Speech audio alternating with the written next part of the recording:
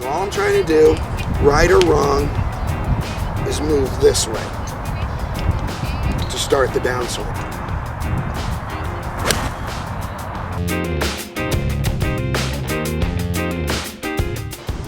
Hey everybody, thanks for watching. You guys know this guy, Monte Scheinblum from RebellionGolf.com. Also has a really cool Instagram. What's your Instagram? At Monte Scheinblum, that one. Okay, so it'll be in the admittedly difficult to spell last name. So I didn't know how to spell it until I was 12. But I was watching your Instagram the other day and saw something that I thought was, I mean, Monte and I have talked hours and hours on the channel and off the channel about the golf swing. And this was something new that I had never seen. So tell me a little bit about the swing fault that this student had, and then we'll go into how you fixed it. So I'm just gonna get behind the camera a little bit, guys. Okay. So, I mean, he had the typical, you know, fire the lower body, let the arms be, you know, passive and trailing. And he literally was making contact like this. Pretty athletic guy, you know, strong guy, was hitting it way up in the air. And, you know, I didn't have, normally on something like that, I would use Martin Chuck's Tour Striker ball. Right, around the neck, yeah. Keeping the elbows together. And I didn't have it handy, so I grabbed a water bottle. Some people, I just grab a head cover. And so all it is you grip and you put something in between your wrists there. So if you get you're gonna drop it if you get one of those. So it forces you to keep your arms and elbows closer together, which is gonna promote more shaft lean instead of the, you know, the flip and cast that nobody wants. Show me on the other side of the ball, because when I saw it, Monte, I thought it was for that kind of crossed up look. So show me on this side of the ball what that is. That was more a result of anything else. Okay, gotcha. Because he's like so far here that like he couldn't pivot. Because like if he pivoted, you know, there was just nowhere to go. So then all he could do was go stall, roll. Whereas when he had the bottled water in between his forearms, he had to have more this going through impact. Much better, so, yeah. You know, it's pretty standard. You know, you get a golfer to not separate their elbows, not separate their forearms, not separate their wrists. This angle, Jordan Spieth, with apologies to Jordan Spieth, for most golfers, this move is just not going to work out very well. Okay, guys, as you've noticed, the camera's shaking because I'm from Philadelphia, but as soon as it gets under 60, I start getting cold. So I'm gonna put it on a tripod here. But Monte, if you don't mind demonstrating a little. Monte is an absolute expert of everybody I've ever done videos with. Monte can hit bad shots better than anybody I've seen. I mean, he can hit the swing fault shots on repeat. So let's see the bad one first, Monte. Okay, so essentially what this guy did was he had a pretty decent backswing, and then he got really far left with his lower body, which is fine. Mm-hmm. And then his elbows really separated, and he was essentially making contact with his hands behind his right hip.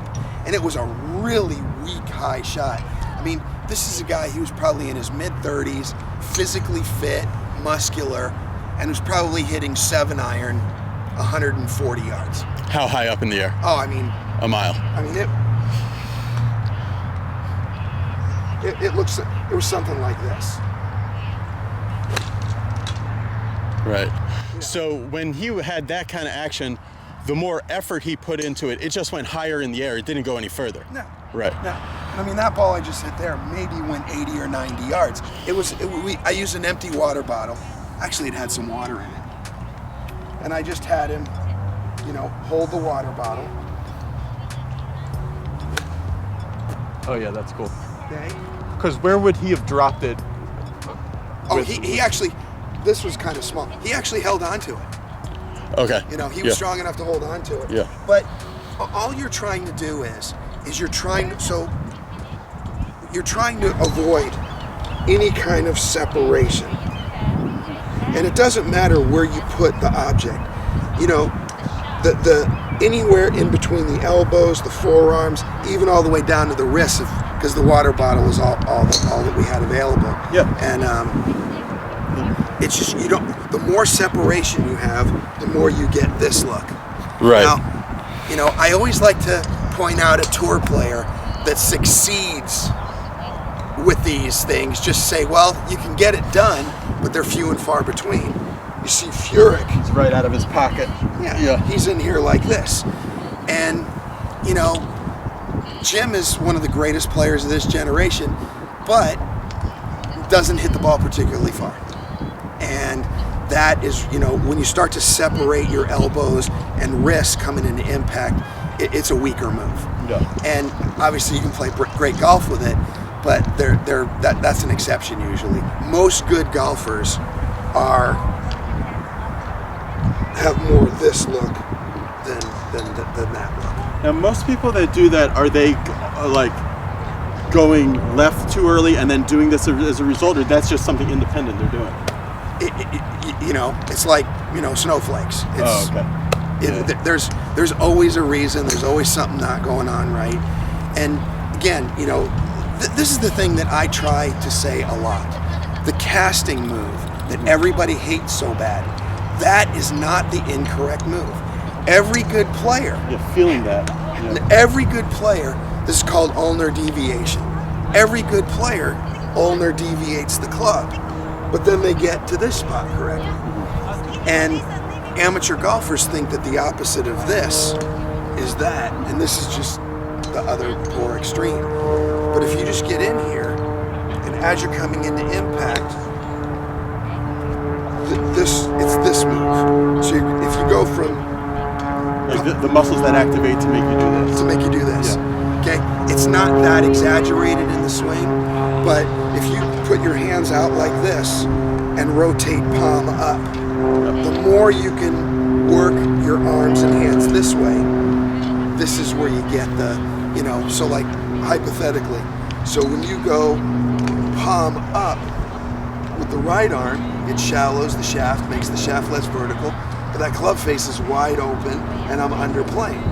But then if you combine that with this arm going this way, that steepens the shaft and closes the club face. Oh, that one's also doing this. Okay, so those kind of cancel out, and then you get the, you know, the pretty lag that everybody wants, the shaft and all that good stuff. Okay, Monte, because I want this video to be over 10 minutes, I'm going to ask you one more question. What are you working on in your game right now? I know you had a layoff for a little bit, but now you're hitting balls. You know, it's the same old thing. I was taught, you know, the handle yank when I was a teenager and in my early 20s. And that gets my left wrist extended and my shaft too vertical, and then I have to tilt to shallow, and I can't play from here at the speed that I generate. So you're trying to shallow earlier? So all I'm trying to do is do this better. And pretty much wedge to 3-wood, you know, I'm getting it done. Driver, especially when I try to hit it hard, I still get the yank and tilt, which raises the handle and leaves the club face wide open, you know, which gives me that big block move that when in your mind you want to produce power, it gets a little more yanky. Look, this is universal. There's one thing that's universal in golfers. Your ugly swing fault that you hate and you want to get rid of, your body perceives that that's the power move. Yeah. So that's why I always say practice hitting little 7-irons to change it, because the second you pull out driver and try to smash it, that ugly move that you hate, it's going to be the first thing you do. Well, Monte, hit 2 shots for us. The first shot I want you to hit is my favorite shot that you hit, which would be the parallel to parallel shot. So that Monte always talks about practicing a lot of shots, left arm parallel to right arm parallel. So let me see. Go forward just a foot or so. Go forward that way, 6 inches for the camera. This way? Yeah.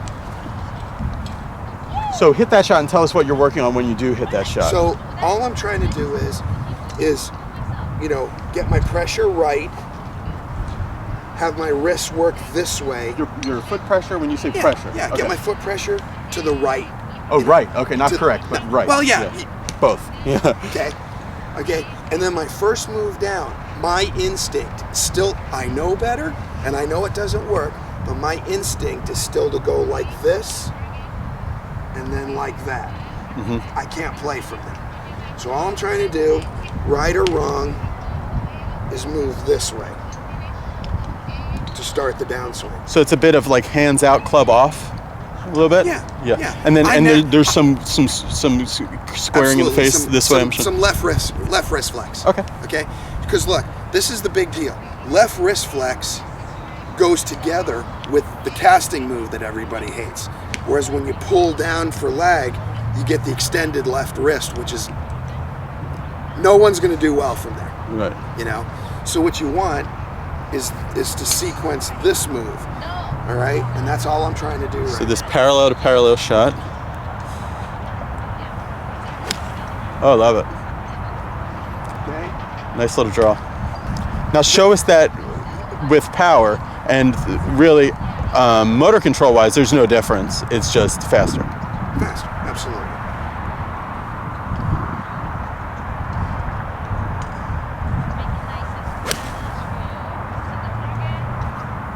Yeah, solid. Oh, that's great, Monty. So tell us what you have going on at Rebellion Golf. This is something new. This sounds cool.